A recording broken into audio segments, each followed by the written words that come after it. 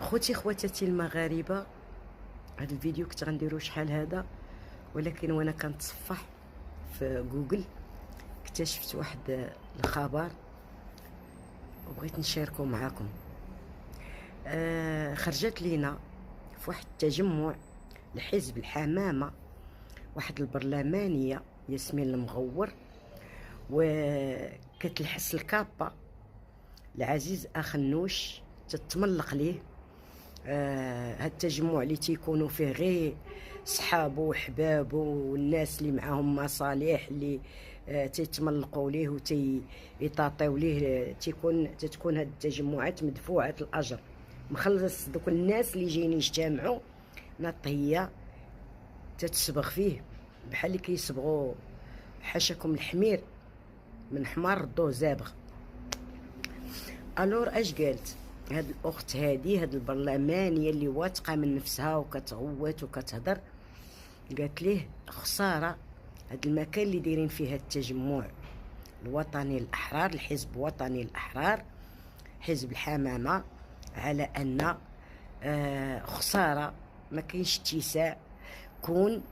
كان اتساع، كون المغاربه من جميع المدن المغربيه تجي تجدد العهد.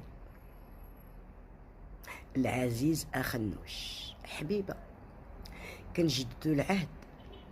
الامير المؤمنين المغاربه كلهم كيجددوا العهد.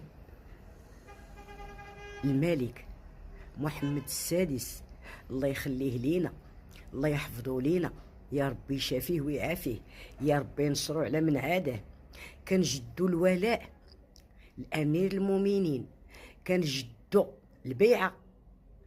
الملك ديالنا نقطه ارجع للسطر، لا غير، لا الاخنوش لا الوهبي لا كما كان نوعه هو شكله هذا الوزير ولا هذا البرلماني ولا هذا المسؤول ولا هذا المواطن.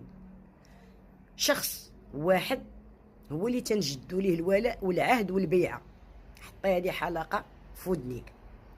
الور علاش مفرعن هاد الاخطبوط، هاد اللوبي، هاد عزيز اخنوش وخدام تيدير في التجمعات وداير ليسته وداير حمله شرسه ضدنا حنا المواطنين، لاننا عارفنا لا الشباب ديالنا لا المواطن المغربي ولا الناس من بلادو سوس ماسه،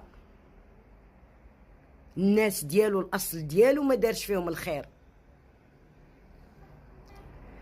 العرق ديالو الاصل ديالو